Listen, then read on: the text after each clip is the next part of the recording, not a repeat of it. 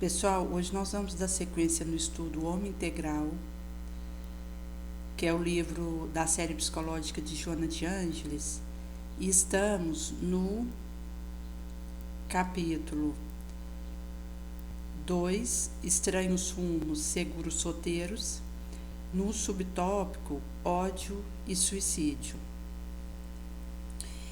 Herdeiro de si próprio, carregando no inconsciente experiência transata, o homem não foge ao atavismo que o junge ao primitivismo, embora a claridade arrebatadora do porvir o chama para a grande conquista. Em sendo assim, o indivíduo, ele é herdeiro de si próprio. Vai carregar no inconsciente a experiência transata, não tem como fugir ao atavismo, que o junge ao primitivismo.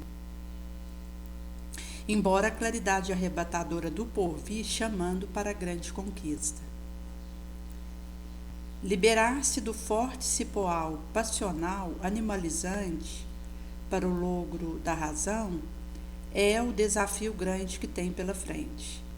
Nesse sentido que nós precisaremos nos libertar desse cipoal enfeixoso, passional, animalizante, para o logro da razão, que é o grande desafio que temos adiante, um caminho que ora empreendemos. Onde quer que vá, encontra-se consigo próprio. A sua evolução socioantropológica é a história da contínua luta em que o espírito artista arranca do bloco grotesco a matéria a expressão de grandiosidade, beleza, que lhe dorme imanente. Então, a evolução socioantropológica do indivíduo é a história da contínua luta, em que o artista, o espírito, arranca da matéria, que é o bloco grotesco, a expressão da beleza, da grandiosidade, que lhe dorme imanente. O mito de todo o povo, na história da filosofia, da arte, da religião, apresenta a luta contínua do ser, libertando-se da argamassa celular, arrebentando a algema para firmar-se na liberdade, que passa a usar. Agressivamente no começo, até vinha se converter em um estado de consciência ética, planificador, carregado de paz.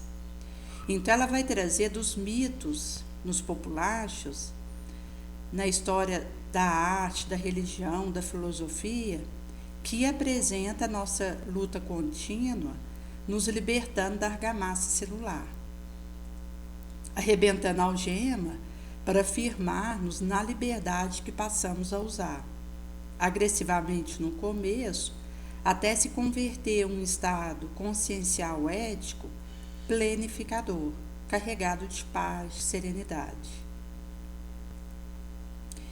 Em cada mito do passado surge o homem em luta contra a soberana força que o pune, o esmaga, o domina. Então aqui ela vai colocar em cada um dos mitos do pregresso existe o indivíduo em luta contra forças soberanas que ou vão esmagá-lo, ou puni-lo, dominá-lo.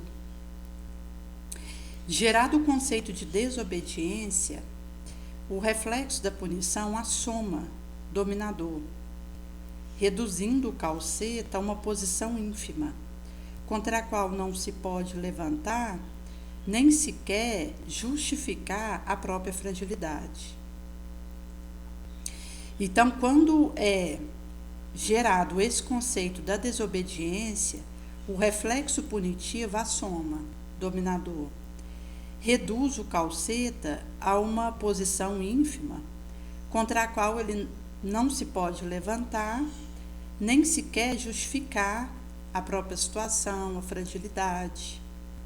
Essa incapacidade de enfrentar o imponderável, que é a força prepotente desgovernada, mais tarde se apresenta camuflada em forma de rebelião inconsciente contra a existência física, contra a vida em si própria.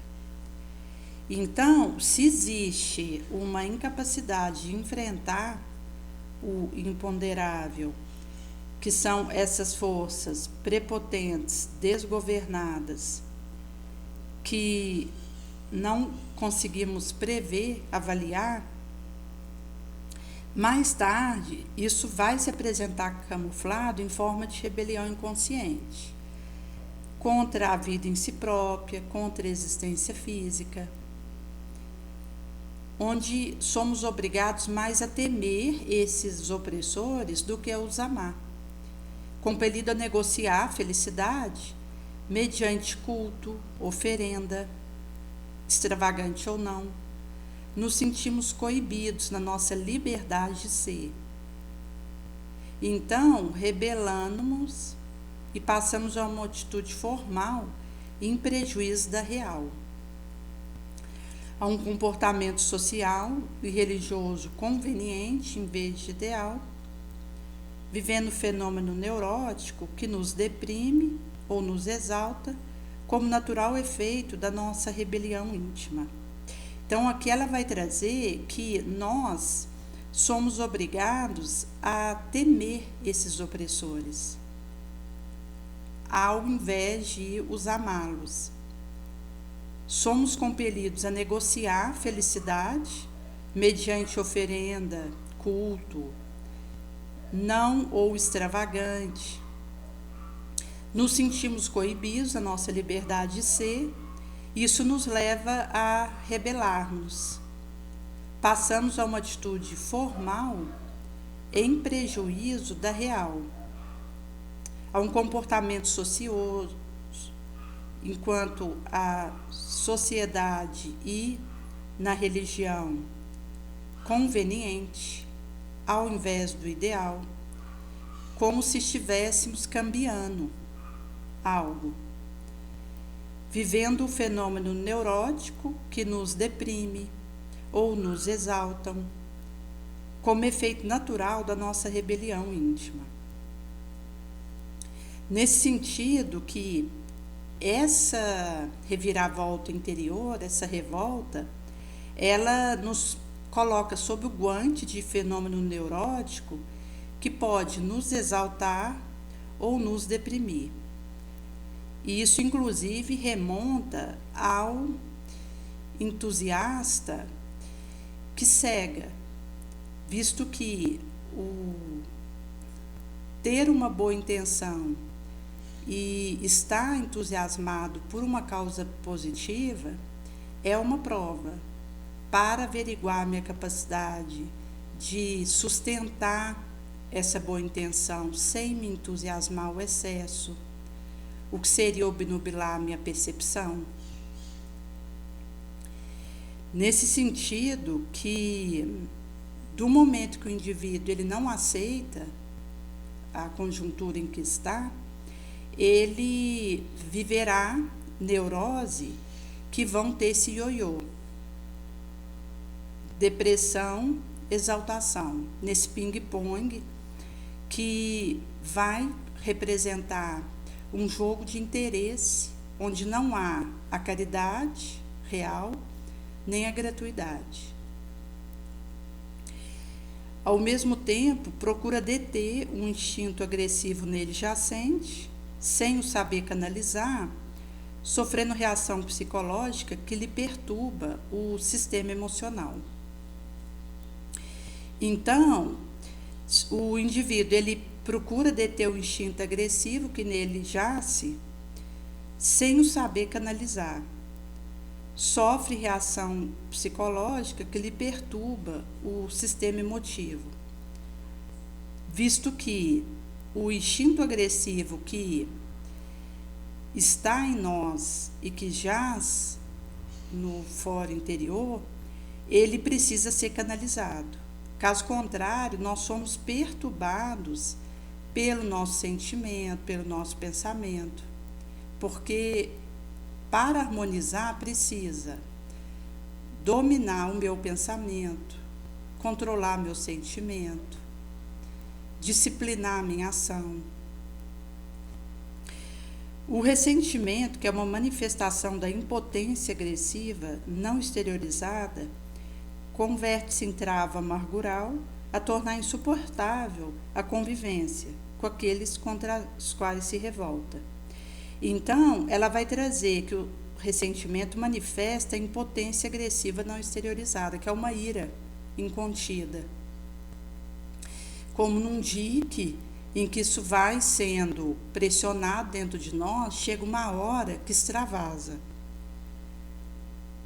Vai se converter em travo de amargura, que já demonstra esse extravasamento, a tornar insuportável a convivência com aquele contra o qual se volta. Antegozando o desforço, que é a realização íntima da covardia moral, da fraqueza, da guarida ao ódio, que o combure, torna a sua existência como a do outro um verdadeiro inferno. Então, o indivíduo, ao antegozar o desforço, que é realizar intimamente a sua fraqueza, a sua covardia moral, ele guarida o ódio, que o combure, incendeia e torna tanto a existência do outro quanto a sua um inferno. O ódio é filho predileto da selvageria, que permanece na natureza humana. Irracional, ele talha pela destruição do seu oponente, imaginário ou real, não cessando mesmo após a derrota daquele. Então, ela vai trazer que o ódio é esse filho dileto da selvageria, que permanece na nossa natureza, do qual nós ainda não logramos a vitória. Mesmo dada a nossa vulnerabilidade, a nossa fraqueza, eu posso optar pelo amor.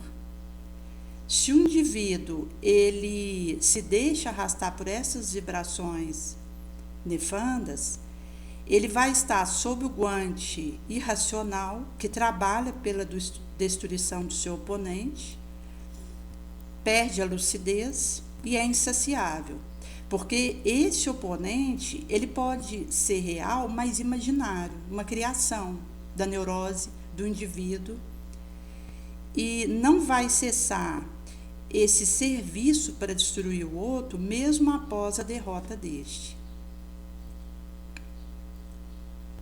Quando não pode descarregar energia em descontrole contra o opositor, volta-se contra si próprio, articulando mecanismos de autodestruição, graças aos quais se vinga da sociedade que nele vive. Então, chegado aqui, o indivíduo, ele procura descarregar energia em descontrole contra o opositor. Se não é possível, ele volta-se contra si mesmo. Articula mecanismos de automutilação, de autoextermínio, de autodestruição, graças aos quais ele se vinga da sociedade que nele vive. O dano que o ódio proporciona ao psiquismo, por destrambelhar a delicada circuitaria que exterioriza o pensamento e mantém a harmonia do ser, torna-se de difícil catalogação.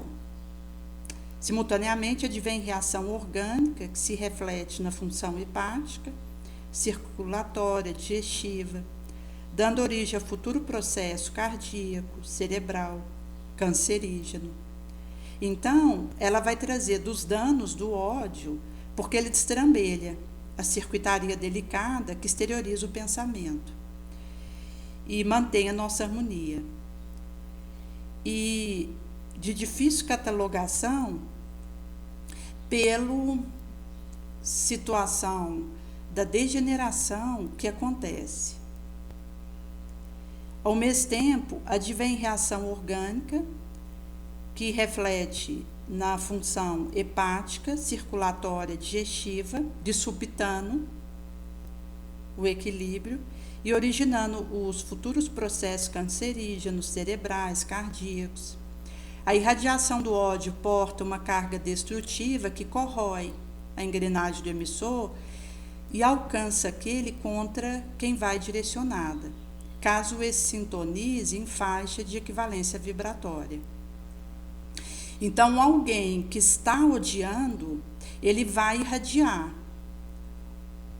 portando uma carga destrutiva, que vai primeiro corroer a própria engrenagem, aqui daquele que emite, e vai alcançar via petardo o contra o qual vai direcionado, caso esse sintonize em faixa de equivalência vibratória. Se o outro ele está fazendo a urdição de sentimento de perdão, de bondade, de amor, ele está protegido. Mesmo que chegue para ele uma irradiação de ódio, de destruição, de desforço, não encontra nele tomada para plugar. Mas, se esse mesmo outro está em vibrações equivalentes, de vindita, de ressentimento, de rebelião, acaba que, quando o petardo alcança, encontrará a tomada para plugar. Mas ela ressalta que o primeiro a ser prejudicado pela irradiação do ódio é aquele que sente e emite isso, que vai ter sua engrenagem circuitária corroída. É um lixo do inconsciente que extravasa todo o conteúdo de paixão mesquinha, representativa do primarismo cultural e evolutivo. Então, o ódio é lixo inconsciencial, extravasando um conteúdo passional mesquinho que representa o nosso primarismo e que nós ainda estagiamos, cultural, evolutivo. Na área da psicologia, algumas escolas preconizam como terapia a liberação da agressividade, do recalque, castração, ódio, mediante permissão de um vocabulário chule, diatribe na sessão de grupo, acusação recíproca, pretendendo enfraquecimento da tensão, ao mesmo tempo a conquista de autorrealização da segurança pessoal, o que não tem uma eficácia. Certa feita eu tinha feito um retiro que estava voltado para autoconhecimento, tinha a parte em grupo com um terapeuta e o momento individual com uma terapeuta. Então tinha o terapeuta do grupo e a terapeuta individual. Quando eu fui ter o momento com essa terapeuta individual, ela coloca um travesseiro na minha mão para que eu extravasasse em cima daquele travesseiro situações que eu estivesse vivendo.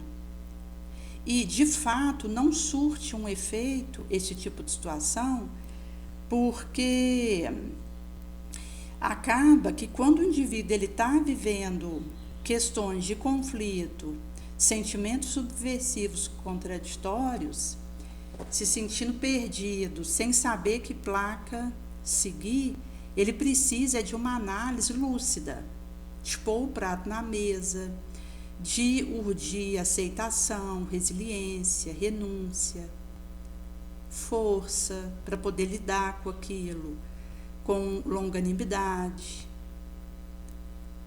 perseverança no bem. Então, acaba que esse tipo de opção se torna infrutífero.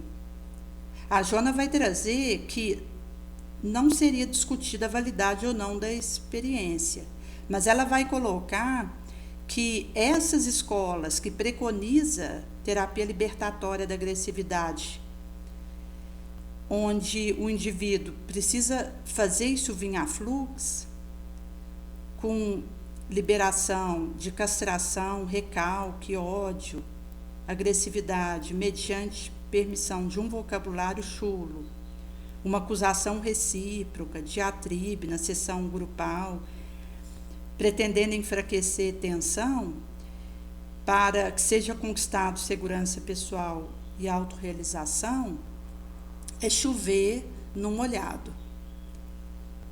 O homem é pássaro cativo, fadado a grande voo. É equipado com recurso superior, que viaja do instinto para a razão, desta para a intuição, visando desembocar na fatalidade plena que é a perfeição.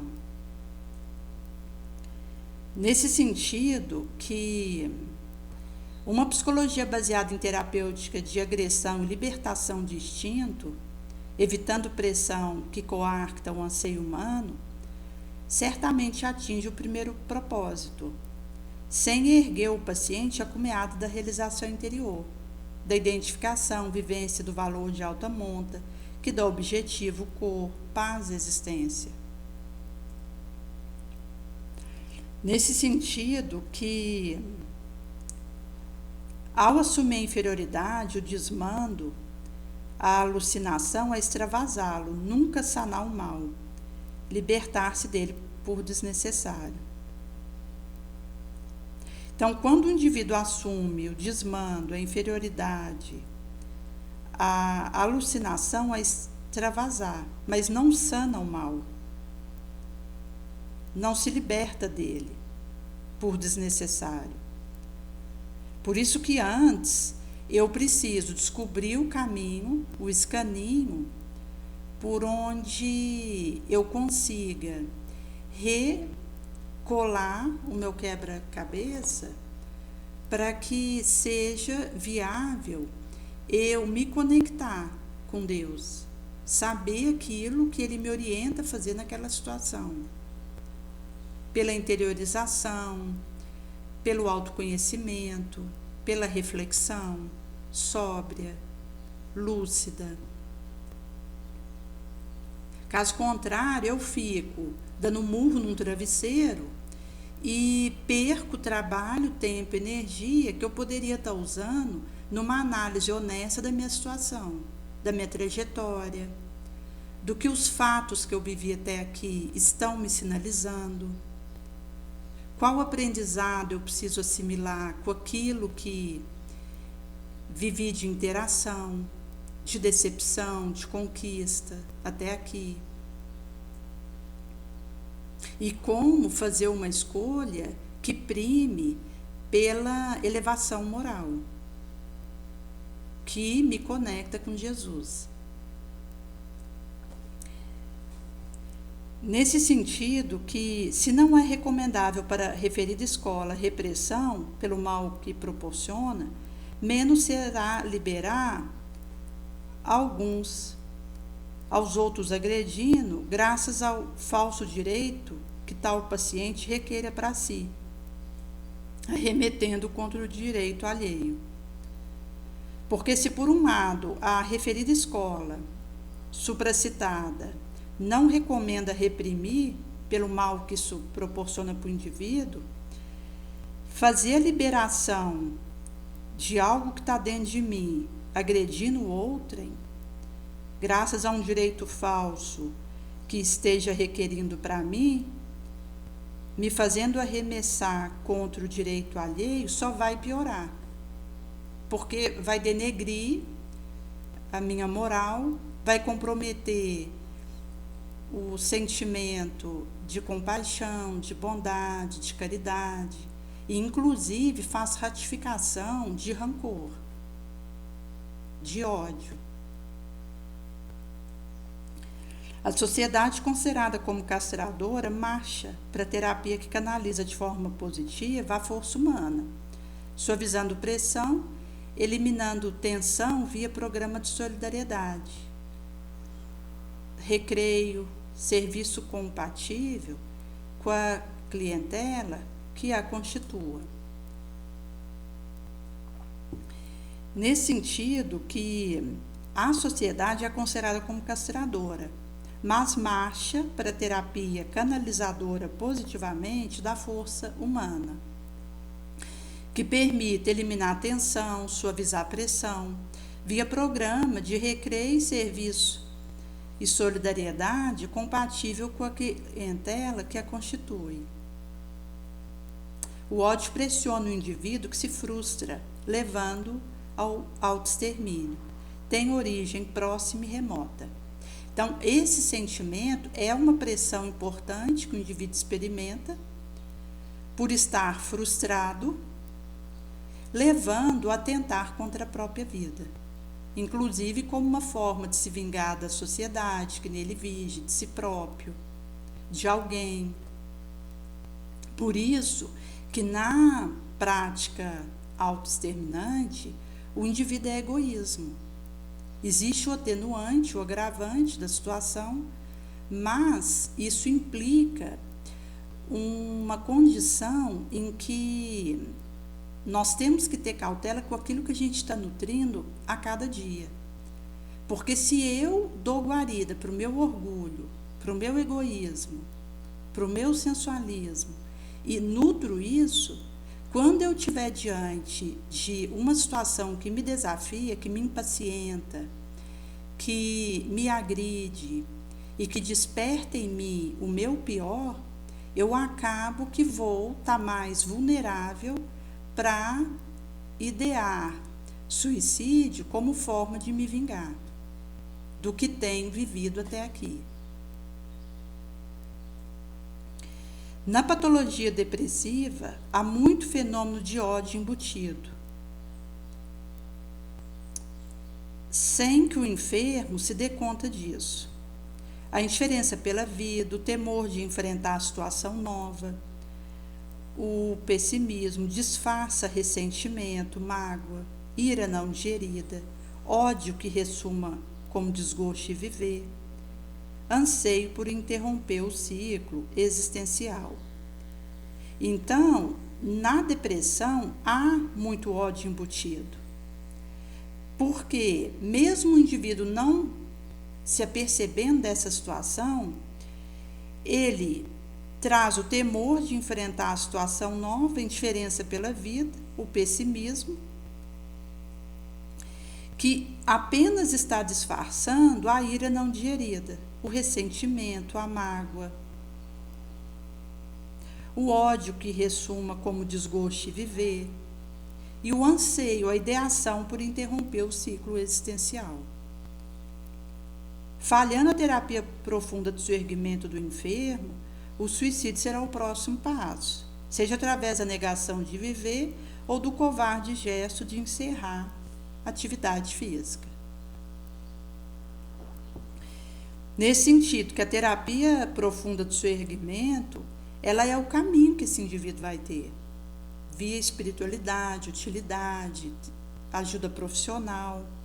Se falha, o suicídio será o próximo passo que ele divisa, seja negando a vida ou o gesto covarde de encerrar a atividade no corpo.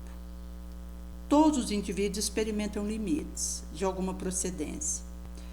O conquistador extrovertido oculta, às vezes, largos lances de timidez, desconfiança, solidão, que tem dificuldade em superar. Então, aquele que aparentemente é conquistador extrovertido está ocultando um lance largo, desconfiança, solidão, timidez, que tem dificuldade em superar. Suas reuniões ruidosas são mais mecanismos de fuga do que recurso de lazer e espairecimento. Então, ele se locomove para uma reunião ruidosa, barulhenta, como forma de fugir, do que um recurso para lazer, para espairecer. Música ensurdecedora que os aturde, alcoólico que usa, encarrega-se de mantê-los mais solitários na confusão do que solidários uns com os outros. Então, a música ensurdecedora que aturde, além de agredir o ouvido, que vai perder na audição. O alcoólico que usa com a sua consequência legítima e viciação correlata, encarrega-se de mantê-los mais solitários na confusão do que solidários, um em relação ao outro. O esgar festivo da gargalhada substitui o sorriso de bem-estar, de humor, satisfação. leva-os de um para outro lugar nenhum, embora se movimentando por clube, cidade, reunião de todo porte. Então, a gargalhada, esse esgar festivo, entra no lugar de um sorriso de bem-estar, de humor, de satisfação, levando-os de um ping-pong, de um para outro lugar nenhum, embora se movimentando por clube, reunião, cidade de todo porte. O ser humano deve ter a capacidade de discernir, para eleger o valor compatível com a necessidade real que lhe é inerente.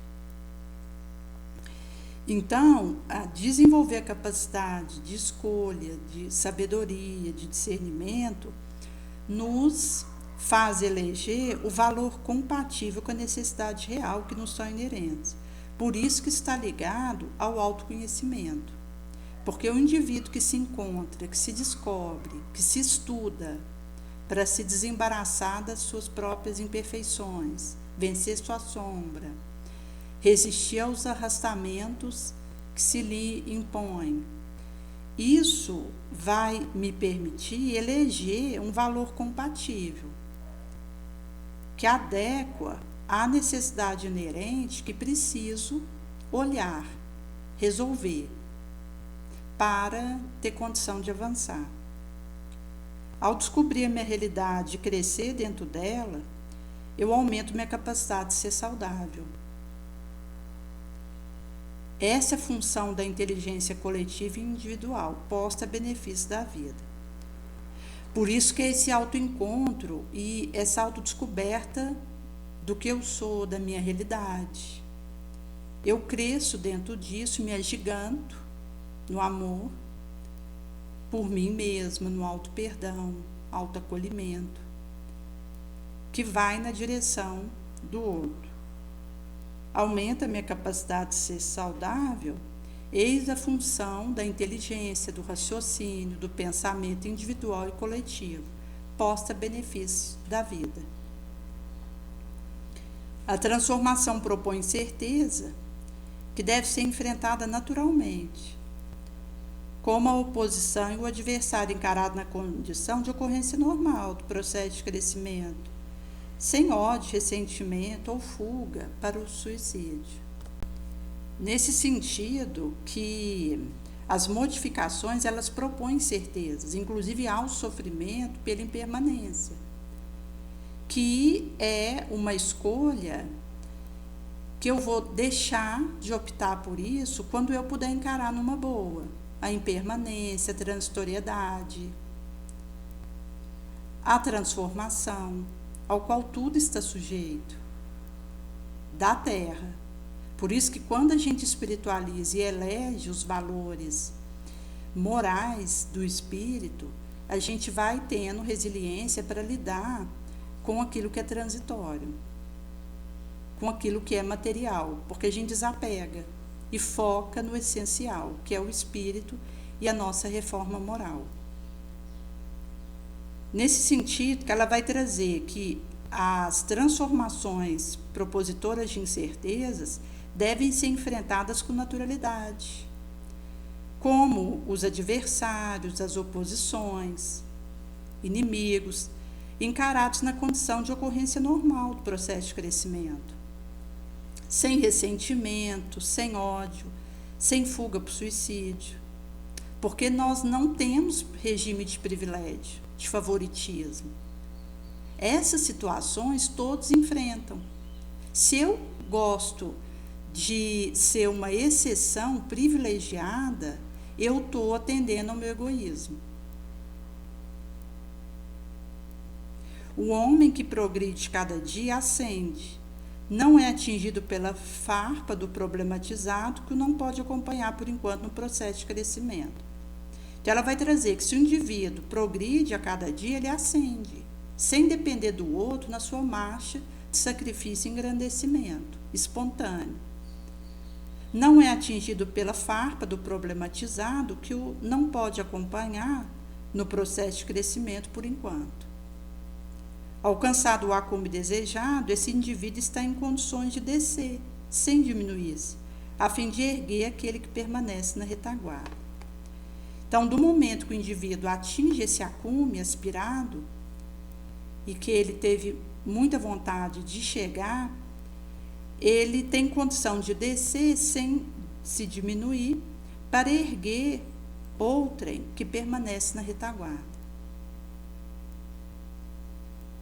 Para alcançar qualquer meta, em especial da paz, torna-se necessário um planejamento que deflui de uma autoconsciência, da consciência ética, da consciência do amor e do conhecimento.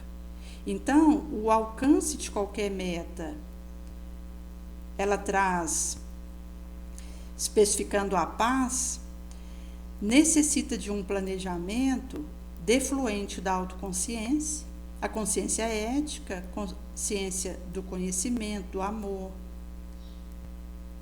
Planejamento precede a ação, desempenha papel fundamental na vida do indivíduo.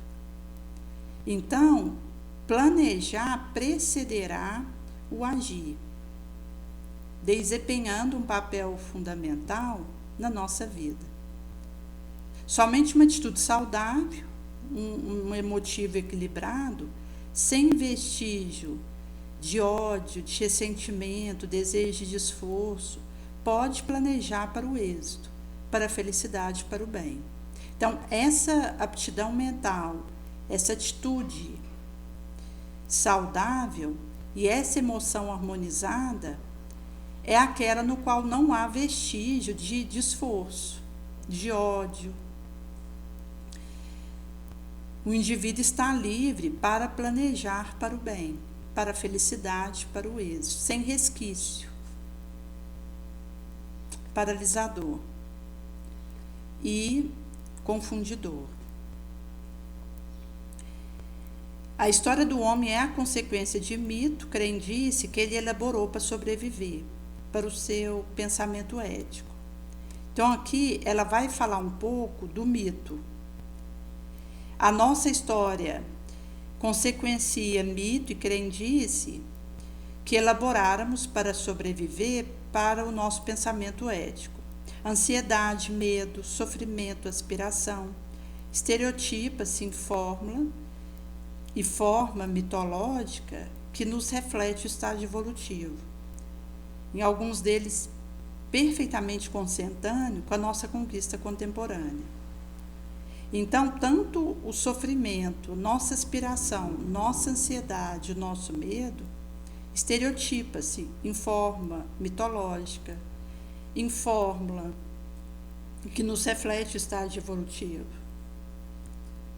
Em alguns deles, perfeitamente consentâneo com a nossa conquista contemporânea.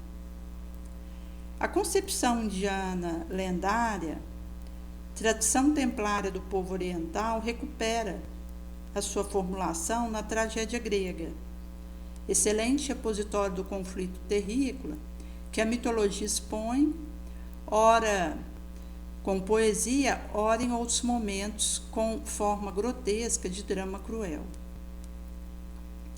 Então ela vai trazer que, seja na tradição templária dos populares orientais, seja na concepção indiana lendária, recupera suas formulações nas tragédias gregas, que são repositórios excelentes dos nossos conflitos, que a mitologia expõe, em momentos outros com formas grotescas de dramas cruéis, ora com poesia. A vingança de Zeus contra Prometeu, condenada à punição eterna, atada a um rochedo, no qual um abutre lhe devorava o fígado durante o dia e esse se refazia à noite, para que o suplício jamais cessasse. Humaniza o Deus despeitado, vingador, porque o ser que ele criara ao descobrir o fogo, adquirira o poder de iluminar a terra, tornando-se uma quase divindade. A paixão humana e o ciúme cegaram o Deus que se enfureceu. Então ela vai trazer aqui um recorte da vingança de Zeus contra Prometeu, e nessa mitologia ele fora condenado à punição eterna, atado a um rochedo, no qual um abutre lhe devorava o fígado durante o dia. Esse se refazia à noite para que o suplício jamais cessasse. Humaniza esse Deus despeitado, vingador, porque o ser que ele criou, ao descobrir o fogo, adquirira o poder de iluminar a terra, tornando-se uma quase divindade. O ciúme, a paixão humana cegaram o Deus, que se enfureceu. O Criador desejava que o seu gerado fosse sempre um inocente, ignorante, sem consciência ética, dependente, sem discernimento, a fim de que pudesse o Todo-Poderoso nele comprazer-se. Então, essa ideia de que o Criador desejava o seu gerado manter-se na inocência, ignorância, na dependência, sem a consciência ética, sem capacidade de discernir, a fim de que o Todo-Poderoso nele comprazesse. A desobediência, curiosa e ingênua do ser criado, trouxe-lhe o ignóbio e merecido e inconcebível castigo, caracterizando a falência do seu gerador. Então, quando o criado ele desobedece, ingênua e curiosamente, traz a si próprio o ignóbio, inconcebível e merecido castigo, caracterizando a falência do seu gerador. Com pequenas variações, vemos a mesma representação em outros populares e doutrinas de conteúdo infante, que se não dão conta ou não querem encontrar o significado real da vida, sua representação profunda, castigando aquele que lhe desobedece e prefere a idade adulta da razão, abandonando a infância.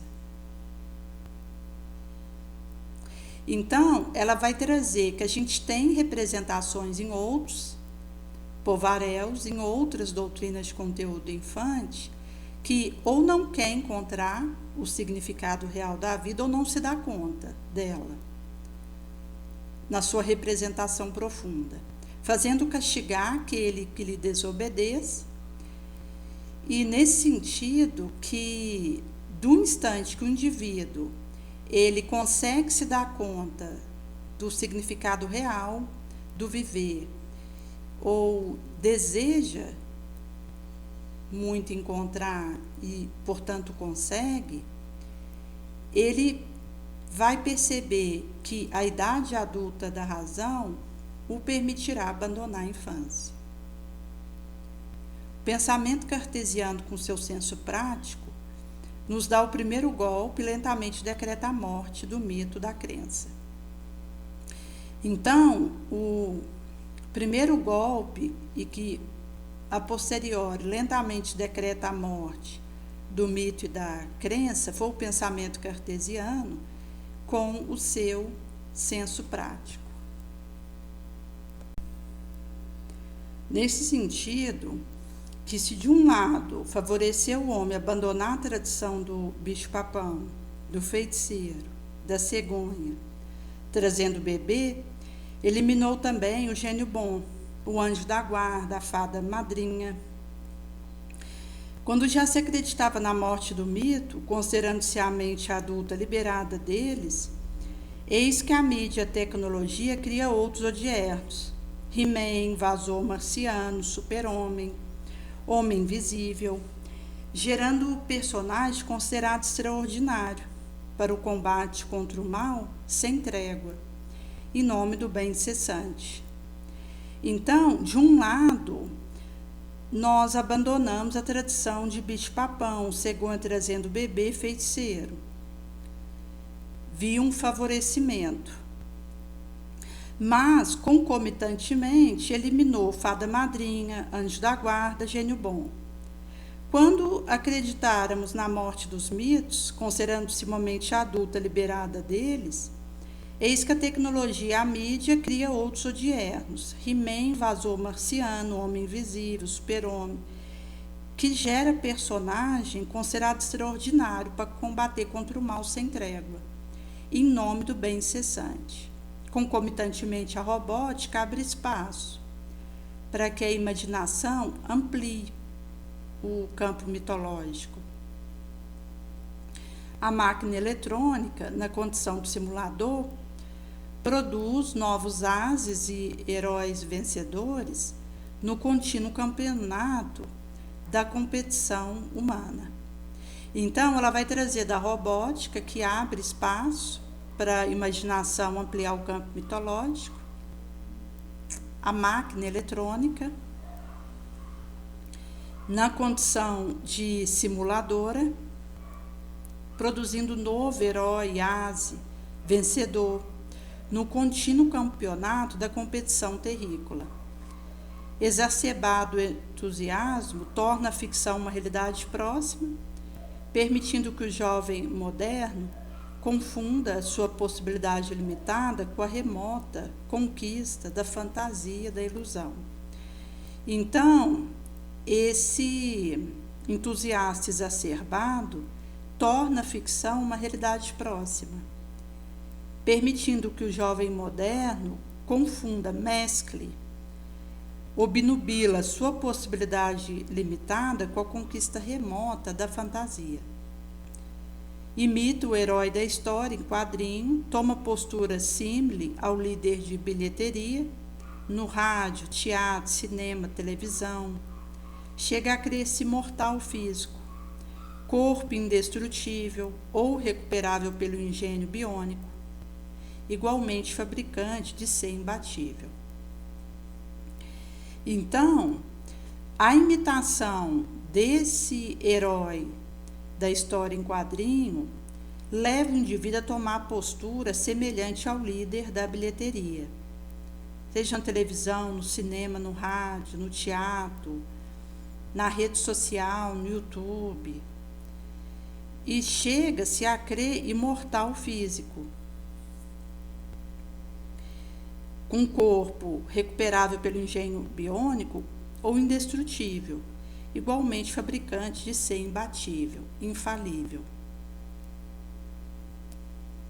Retorna, de certo modo, ao período em que os deuses desciam à terra, humanizando-se, e o mago, com habilidade mística, resolvia qualquer dificuldade, dando margem a uma cultura vandálica, superficial, de funesto resultado ético. Porque esse retorno ao período em que o Deus desce à terra, humanizando-se, e que o mago, com essa mística habilidade, resolve qualquer dificuldade, problema, dá margem a uma cultura superficial, vandálica, mágica, de funesto resultado ético, porque tira a perspectiva do esforço próprio, do suor, para alcançar o que vale a pena, porque o bem, ele é conquistado com luta. O que é sombra vai predominar espontaneamente se eu deixar, dada a minha natureza inferior.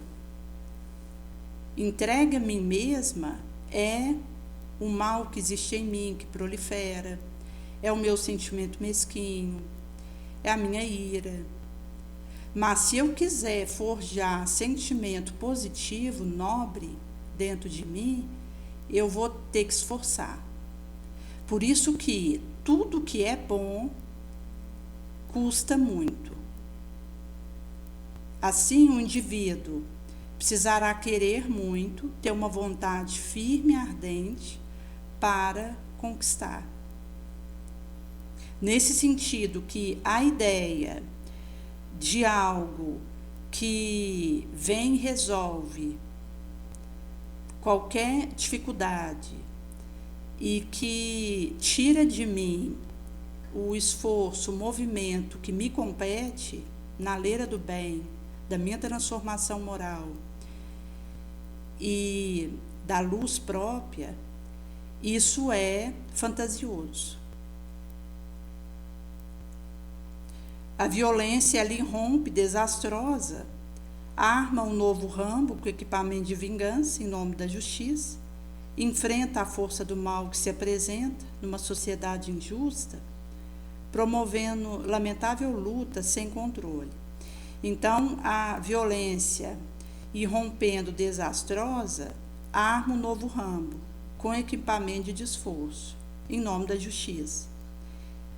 Inclusive nas ideias que o materialismo traz, de olho por olho, dente por dente, te fez, levou, não leva o desaforo para casa, que estão ligados a esses implementos de vingança, de vindita, devido à violência que irrupta e desastradamente arma os novos ramos, enfrentando a força do mal que se apresenta numa sociedade injusta, adoecida, promovendo luta lamentável sem controle, de consequência imprevisível.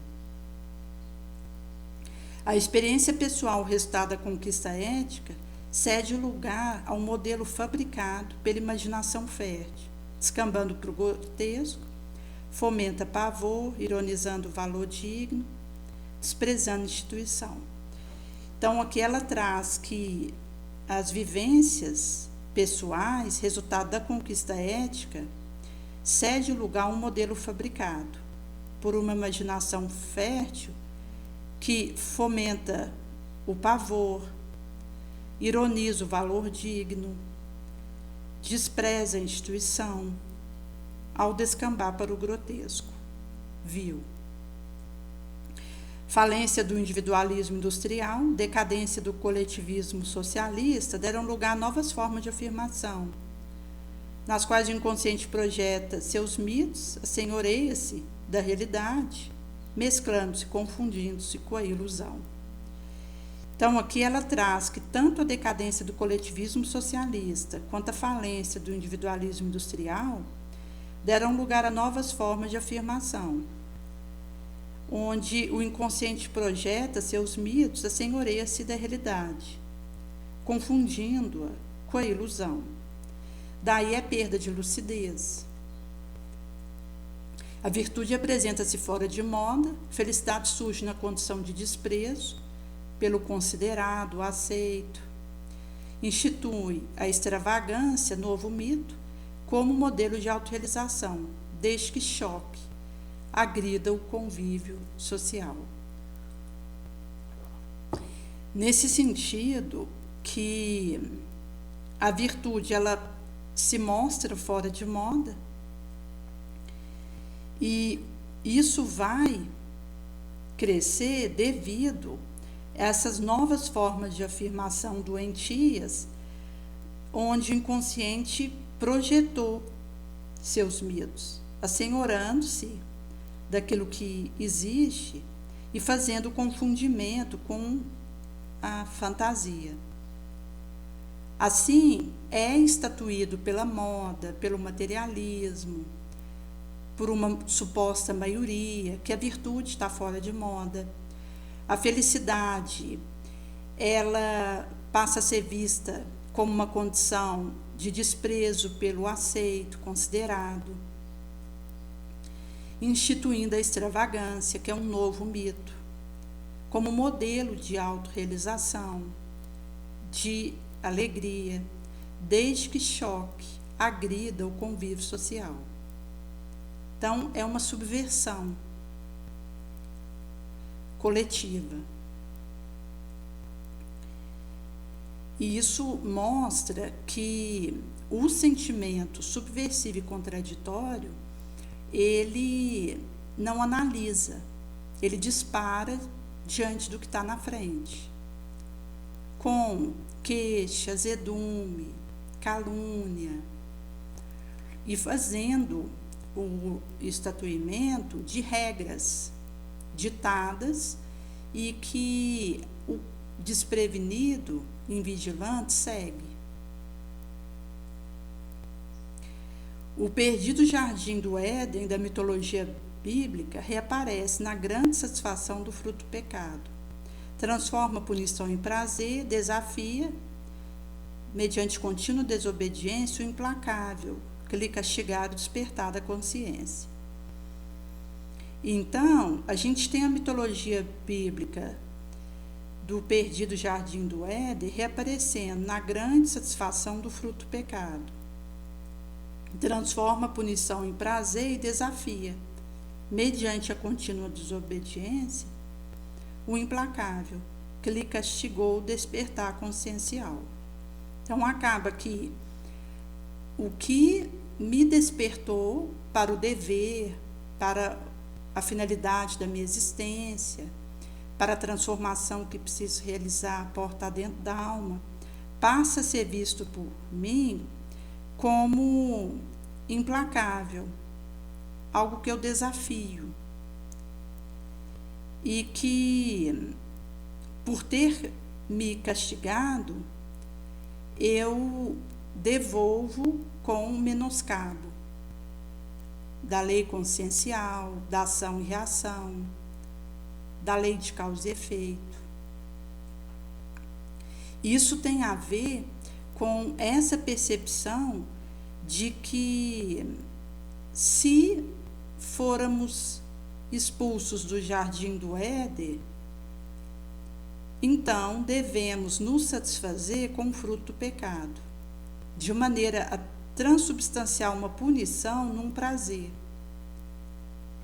que a gente desafia de forma temerosa a supliciação, a morte, o útil, visto que a gente começa uma cascata de desafios via uma desobediência sem solução de continuidade, que faz uma rebelião coletiva na direção de Deus. E aqui vai representar a nossa consciência, porque os estatutos divinos estão esculpidos no consciencial humano. Por isso que quando eu venho a cair, não é Deus que me pune, é a minha consciência que me cobra reparar aquilo. Fica uma mancha em mim daquela situação que eu só logro apagar quando eu expio e reparo aquela situação. Porque não basta expiar, é a maneira como eu vivo a expiação e no que eu vou me tornando enquanto estou vivendo aquela experiência. Porque toda expiação é uma prova, mas nem toda prova, considerando essa experiência per si, é expiação.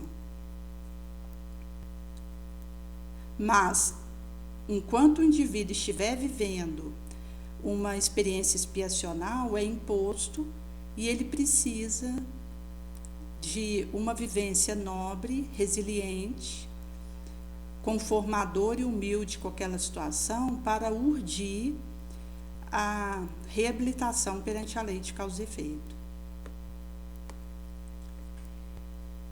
Inclusive, nós houvéramos visto ontem que quando o indivíduo ele consegue viver a sua dor, a sua dificuldade sem escândalo destrutivo, sem prejudicar quem quer que seja, onde só ele está imiscuído naquele sofrimento que ele precisa administrar, logrando, mesmo numa dor áspera, estar em paz, feliz, porque isso é a atitude mental que ele escolhe, ele vai estar conseguindo viver bem aquela expiação.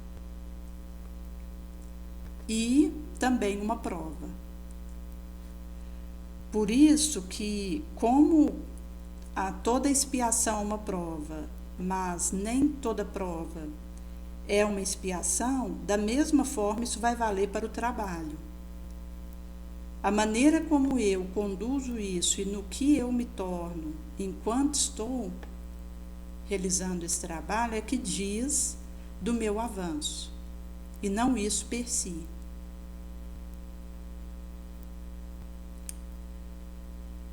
Na sucessão do desmando propiciado pelo mito contemporâneo, toma corpo a saudade da paz, a inocência representativa do bem e a experiência demonstrando a inevitabilidade do fenômeno biológico, do envelhecimento, do desgaste, do cansaço e da morte, propiciando uma revisão cultural com o amadurecimento da vivência, induzindo o ser a uma nova busca da escala, de valor realmente representativo da nobre aspiração da vida. Por esse motivo que os mitos contemporâneos propicia uma sucessão de desmandos. Em meio a isso, toma corpo a saudade da paz, visto que a infração, a indisciplina, a insubordinação, esse desregramento e tropelia, é um tumulto dentro do indivíduo, um desgaste profundo. E essa inocência representativa do bem e a experiência demonstrando a inevitabilidade do fenômeno biológico, em que significa a saudade da paz, o desgaste do cansaço, o envelhecimento, o desencarne, propiciando essa revisão cultural como amadurecimento da vivência, nos induzindo a uma nova busca de escala de valor, realmente representativo da aspiração nobre da vida. A ansiedade e solidão que os mitos mascaram, mas não equacionam, rompem a couraça de indiferença do indivíduo pela sua profunda identidade, levando ao amadurecimento em que o grupo social dele necessita para sobreviver, tanto quanto lhe é importante, favorecendo com o intercâmbio de ação planificadora e de emoção. Então, seja a ansiedade e a solidão que o mito mascara, mas não equaciona. Em sendo assim, aqueles sentimentos rompem a couraça da indiferença do indivíduo pela sua profunda identidade, porque ele fica em meio dessa situação de ansiedade mórbida, de solidão, de aflição, de angústia, depressão, pânico, ideação suicida. Porque o mito mascara essas situações, mas não equacionam. Em sendo assim, chega um momento que a couraça da nossa indiferença é rompida perante nossa profunda identidade, nos levando ao amadurecimento, em que o grupo social de nós necessita para sobreviver tanto quanto nos é importante, favorecendo e nos convidando para intercambiar ação planificadora, digna, emoção nobre.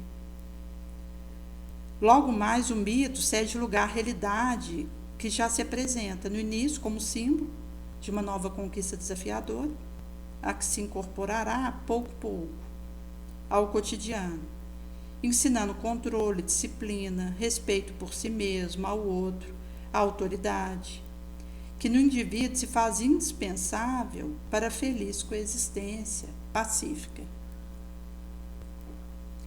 Então, aqui ela vai trazer que logo mais os mitos cedem lugar às realidades que já se apresentam. No início, como símbolo de uma nova conquista desafiadora e que pouco a pouco vai se incorporando ao cotidiano, ensinando controle, respeito por si mesmo, pelo outro, disciplina, a submissão à autoridade, que no indivíduo se faz indispensável para a coexistência pacífica feliz.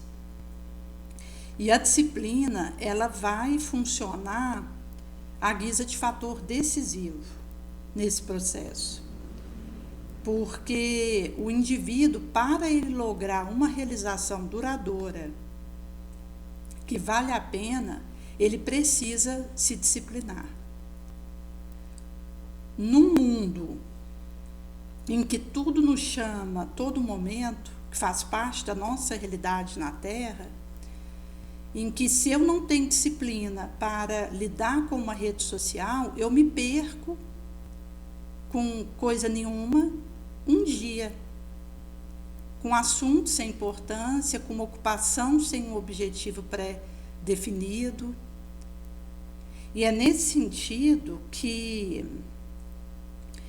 é necessário a gente desenvolver disciplina da mente, do pensamento, do sentimento, da atitude mental, da nossa ação, porque isso permite o foco no que importa para o objetivo que ora traçamos.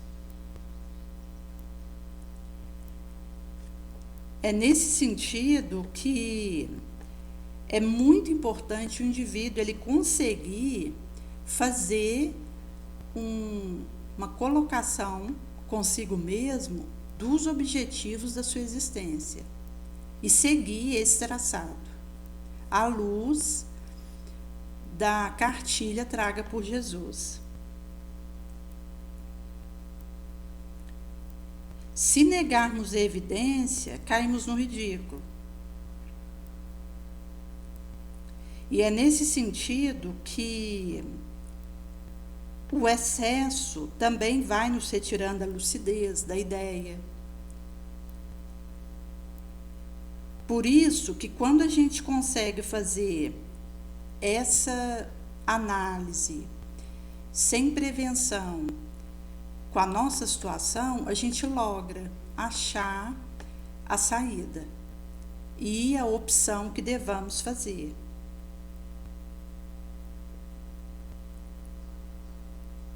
Por isso que significa esse aporte moral que vai rearticular o nosso espírito no espaço e no tempo, na caminhada rumo a Deus.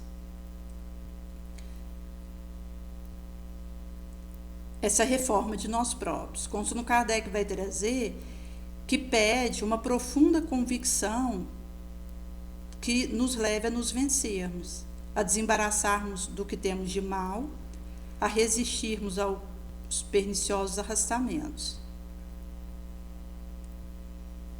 Em sendo assim, o indivíduo se respeita e se impõe à zombaria. O testemunho é sempre solitário. Jesus orava no monte sem a presença de companheiros. Recorreu só ao deserto. Orou no horto aparentemente sem ninguém. Embora houvesse 3 cruzes no Calvário, uma só era dele, porque as outras pertenciam aos ladrões.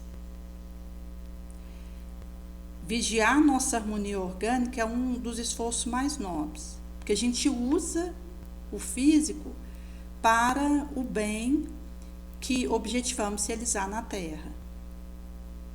Assim, as forças do bem nos secundam, nos ajudando a colher o fruto do esforço no bem e na verdade.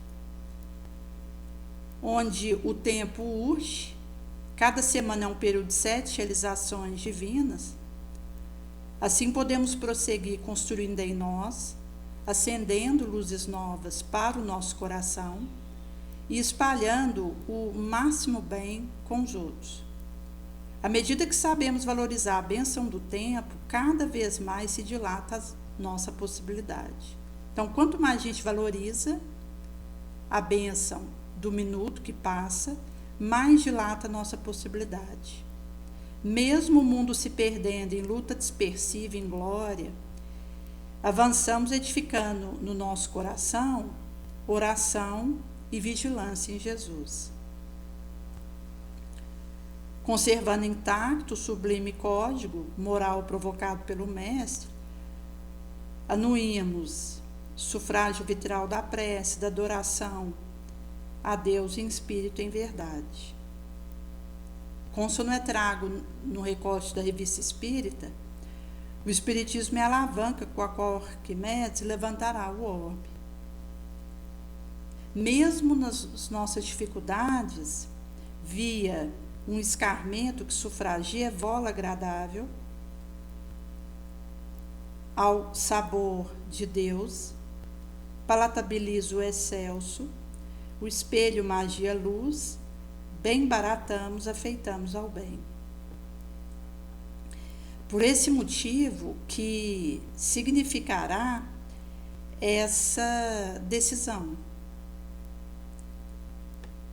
que vai nos permitir sairmos dessa experiência encarnados melhores, para que não retornamos para o astral demandando o além de mãos vazias, como tantas vezes já fizemos.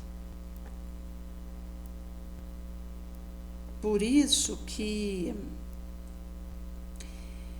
podemos enfrentar o suplício que for, mas optaremos para viver isso mesmo vertendo o próprio sangue, sem escândalo destrutivo, porque a nossa dor já não gerará nova dor.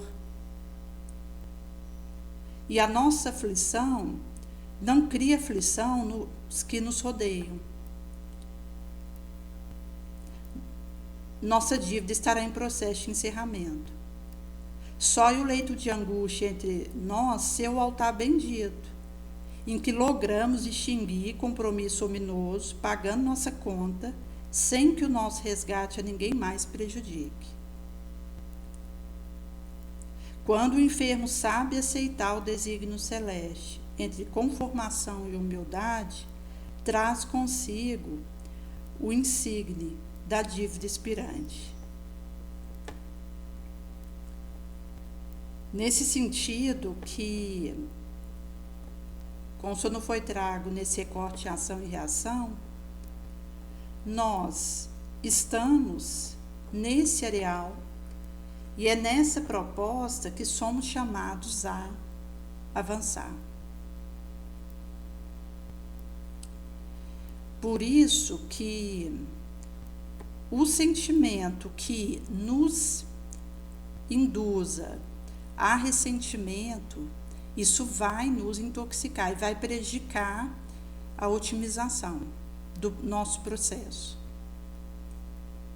É nesse sentido que, do momento que o indivíduo ele nutre pensamentos dignificadores, um sentimento nobre, uma utilidade, visto que a ação prática no bem é o nosso fanal, é o caminho que nós temos para esse logro do êxito. Como isso não vai ser trago em parábola evangélica à luz do Espiritismo, o reino dos céus é como uma rede que foi lançada ao mar, apanhou peixes de toda a espécie. Depois de cheia, o pescador puxa para a praia e, sentado, põe em os bons em cestos, deitando fora os ruins. Assim será no fim do orbe, sairão os anjos, separarão os maus dentre os justos e os lançarão na fornalha de fogo, onde haverá ranger e choro de dentes. Mateus. Em que pese a doutrina da igreja tida por ortodoxa, afirma sermos condenados ou salvos segundo rejeitemos ou aceitemos Jesus Cristo, pessoalmente como nosso Salvador, essa parábola nos ensina, vez mais, que nossa aceitação ou rejeição no reino dos céus depende apenas do cumprimento ou da negligência dos nossos deveres, de amar e servir a humanidade. A simples crença ou incredulidade no poder de salvação pelo sangue do Mestre, que essas igrejas põem tanta ênfase, não tem a mínima influência na determinação da nossa sorte por vindoura. Admitindo que assim fosse, a maioria da humanidade estaria perdida, pois o cristianismo só é conhecido e mal praticado por menos de 1/3 da população mundial. A aceitação do Cristo como nosso Redentor só tem eficácia quando se traduz em um esforço sincero, constante, no sentido de reproduzir o Espírito em nossa própria vida, procurando modelar o nosso caráter pelo seu, pautando nossa conduta pela diretriz do Evangelho.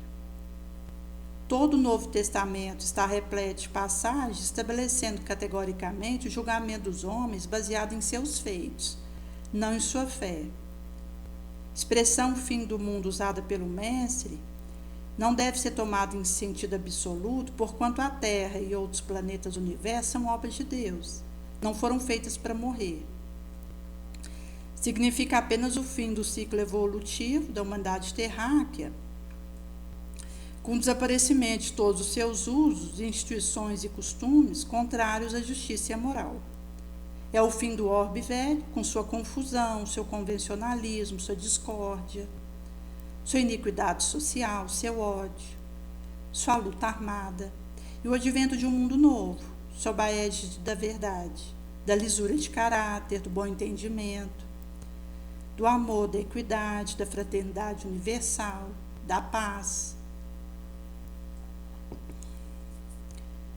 Nesse sentido, que os anjos são os mentores espirituais desse orbe, velam pelo seu destino, aos quais está afeta a expulsão dos maus, avarentos, assambarcadores, corruptores, devassos, déspotas, exploradores, desonestos, hipócritas, libertinos, ladrões, orgulhosos, maldizentes, sanguinários.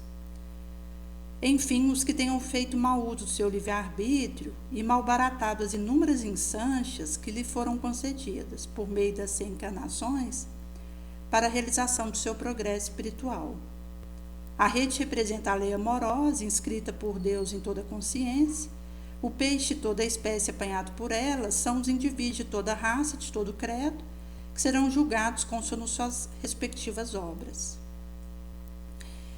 Pôs os bons incessos, deitando fora os ruins. Quando o ciclo se fechar, a sorte dos justos será passar um plano à direita do Cristo, plano aqui implantado no correr do terceiro milênio, constituído de alma afeita ao bem cristã, onde fruirão de imperturbável felicidade. A do mal, a ser lançado na fornalha do fogo, simboliza mundo inferior, de expiação e de prova, onde terão que se depurar, entre dor e lágrima, até merecerem acesso a uma esfera melhor. Nesse sentido que vai ser colocado esse bem baratar, a ensancha, onde estamos nesse soar da francosa transição, e que significa que, ao invés de malbaratarmos as inúmeras oportunidades a nós concedidas até aqui, consono viemos, bem baratarmos dessa vez para construirmos um novo futuro, mais suave, onde os rigores das nossas experiências expiatórias abrandem. E é por isso que nós nos afeitamos ao bem.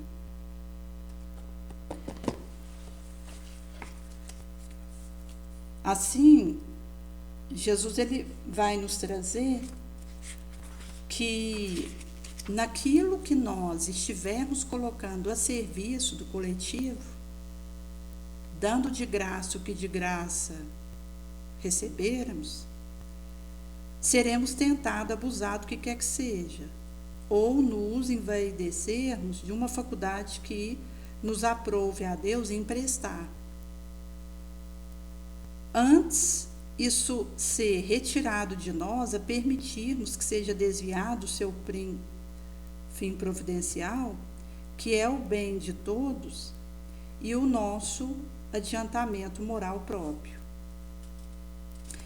Por esse motivo que Kardec ele traz esse recorte no Evangelho segundo o Espiritismo, pedindo que aquilo que nós estamos movimentando em empréstimo, por não nos pertencer, mas ser algo colocado para nós, como um talento, uma habilidade, um bem por tempo provisório, e que nós prestamos conta desse uso, dando gratuitamente o que de graça recebemos, Jesus prescreve não nos fazermos pagar por aquilo que nada pagamos, ou não termos esperança de algum retorno terrícola. Por isso o desinteresse moral e material.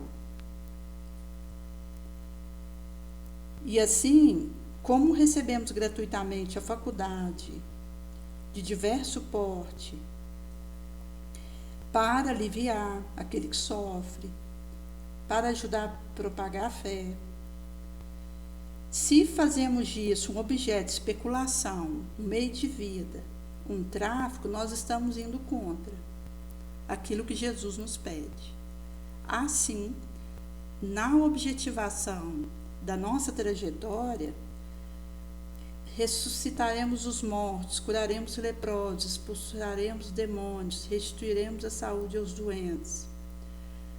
Nessa promanação que vem de Jesus, que usa cada qual da forma como deseja, de acordo com o acordado no astral e aquilo que emprestou, esperando que gratuitamente ofereçamos isso para a produção dos frutos bons que permanecerão e que serão os únicos que nós levaremos quando demandarmos o astral.